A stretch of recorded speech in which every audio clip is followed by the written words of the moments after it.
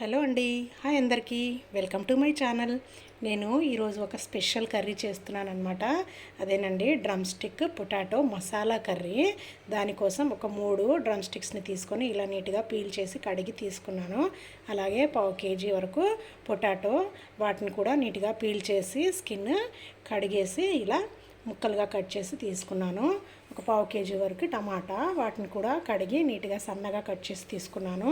అలాగే medium size ఒక onion, ఒక 2-3 పచ్చిమిర్చిని కూడా కట్ చేసి తీసుకున్నాను. ఇందులోకి మసాలా వచ్చేసి ఒక 1 స్పూను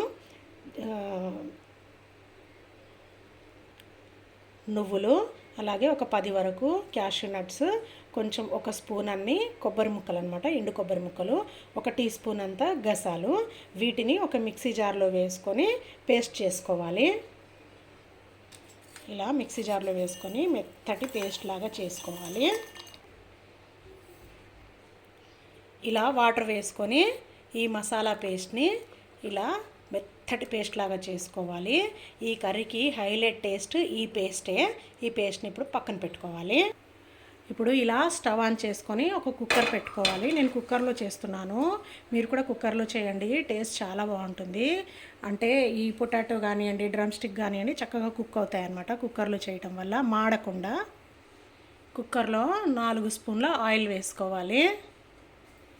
ఆయిల్ వేడెక్కింది. ఇప్పుడు ఇందులో 1 ఇంచు వరకు దాల్చిన చెక్క, ఒక 4-5 లవంగాలు, ఇది వచ్చేసి కబాబ్ చిన్ని అనమాట, జస్ట్ ఫ్లేవర్ కోసం ఒక 2-3 వేస్తే సరిపోతుంది. ఒక 1/2 టీ స్పూన్ అంతా జీలకర్ర.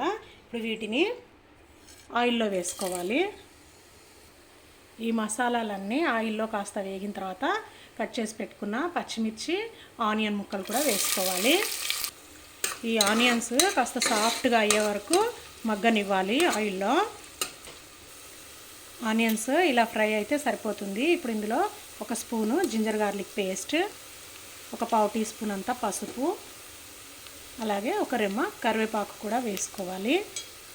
ఈ జింజర్ గార్లిక్ పేస్ట్ పచ్చివాసన పోయే వరకు కాస్త ఫ్రై చేసుకోవాలి.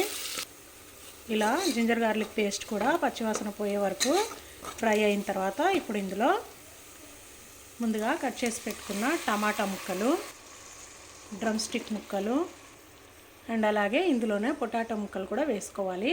ఈ పొటాటో ముక్కల్ని ఇలా నేను చూపిస్తున్న విధంగా కట్ చేసుకోండి, మరి పెద్దగా మరి చిన్నగా కాకుండా.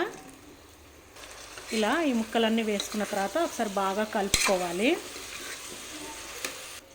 మనం ఇందులో వేసుకున్న టమాటాలు పూర్తిగా సాఫ్ట్గా మగ్గిపోవాలన్నమాట. టమాటాలు మగ్గేలోపు ఈ డ్రమ్ స్టిక్ ముక్కలు, పొటాటో ముక్కలు కూడా ఒక సగం వరకు మగ్గిపోతాయి. ఇలా బాగా కలుపుకున్న తర్వాత ఇందులో మొత్తం కర్రీకి సరిపడా సాల్ట్ వేసుకోవాలి.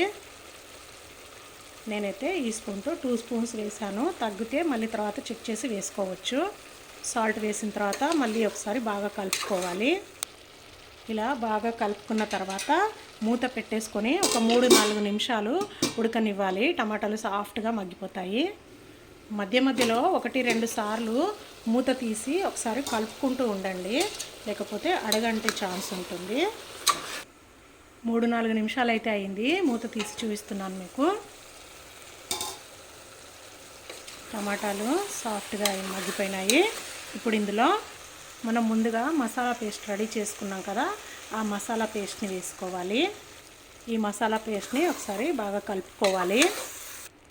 ఇలా మసాలా పేస్ట్ అంతా ఒకసారి బాగా కలుపుకున్న తర్వాత కారం వేసుకోవాలి. కారం నేనైతే 2 టీ స్పూన్స్ అంతా వేస్తున్నాను, మీరు తినగలిగినంత వేసుకోండి, మీరు ఎంత తినగలరో చూసుకొని వేసుకోండి. 1 టీ స్పూన్ ధనియా పౌడర్, 1/2 టీ స్పూన్ జీరా పౌడర్. ఇదంతా మళ్ళీ ఒకసారి బాగా కలుపుకోవాలి. ఈ ధనియా పొడి, జీరా పొడి, కారం ఇదంతా బాగా కలిసేలాగా కలుపుకోవాలి. ఇలా ఈ మసాలాలన్నీ బాగా కలుపుకున్న తర్వాత ఇప్పుడు ఇందులో వాటర్ వేసుకోవాలి. నేనైతే 1 గ్లాస్ వాటర్ వేసుకుంటున్నాను. ఈ గ్లాస్తో మీరు మీ కర్రీ థిక్నెస్ని బట్టి వాటర్ యాడ్ చేసుకోండి. వాటర్ వేసుకున్న తర్వాత మళ్ళీ ఒకసారి కలుపుకోవాలి. నాకు ఇంకాస్త థిక్గానే అనిపిస్తుంది, నేను ఇంకొక 1/2 గ్లాస్ వరకు వాటర్ వేసుకుంటాను. ఇది ఉడికేటప్పటికి మరీ చిక్కగా అవుతుంది. ఇలా వాటర్ వేసుకున్న తర్వాత బాగా కలుపుకోవాలి. ఇప్పుడు ఇందులో ఉప్పు, కారం అన్నీ కరెక్ట్గా సెట్ అయ్యాయో లేదో చెక్ చేసుకొని అడ్జస్ట్ చేసుకోవాలి. ఇప్పుడు మూత పెట్టేసుకొని ఒక 5-6 నిమిషాల వరకు మీడియం ఫ్లేమ్లో బాగా ఉడకనివ్వాలి. ఆ టైంలో ఈ ములక్కాయ ముక్కలు కానివ్వండి, ఆలుగడ్డ ముక్కలు కానివ్వండి పర్ఫెక్ట్గా ఉడికిపోతాయి. 5-6 నిమిషాల తర్వాత మూత తీసి చూపిస్తున్నాను మీకు. చూసారా ఇలా థిక్గా అయిందో గ్రేవీ. ఇప్పుడు ఇందులో ఒక టీ స్పూన్ అంతా గరం మసాలా, ఒక టీ స్పూన్ అంతా కసూరి మేతి పౌడర్. కసూరి మేతిని కాస్త వేడి చేసుకుంటే చాలా ఈజీగా పొడవుతుంది. ఈ రెండు వేసుకొని మళ్ళీ ఒకసారి కలుపుకోవాలి. స్మెల్ అయితే అద్దిరిపోయింది అసలు. ఏదో ధాబా లాగా, రెస్టారెంట్ లాగా, ఏదో ఫంక్షన్కి వెళ్ళినట్టుగా మంచి స్మెల్ వస్తుంది. మళ్ళీ ఇవి గరం మసాలా, కసూరి మేతి వేసుకున్నాం కదా, జస్ట్ ఒక్కటే నిమిషం మూత పెట్టేసుకోవాలి. ఒక్క నిమిషం అయితే అయ్యింది. కర్రీ కూడా పర్ఫెక్ట్గా రెడీ అయింది. పైన ఆయిల్ తేలుతూ సూపర్ అంటే సూపర్ టెమిటేట్గా ఉంది అసలు. స్మెల్ కానీ కలర్ కానీ. ఇప్పుడు స్టవ్ ఆఫ్ చేసేసుకోవాలి. స్టవ్ ఆఫ్ చేసేసుకొని చివరిగా కొత్తిమీర చల్లుకుంటే ఆ కర్రీ వేడికే కొత్తిమీర కూడా చక్కగా కుక్ అవుతుంది. కొత్తిమీర చల్లుకొని ఒకసారి కలిపేసుకోవాలి. సూపర్ టేస్టీ అయిన ములక్కాడ బంగాళదుంప మసాలా కర్రీ రెడీ అయింది.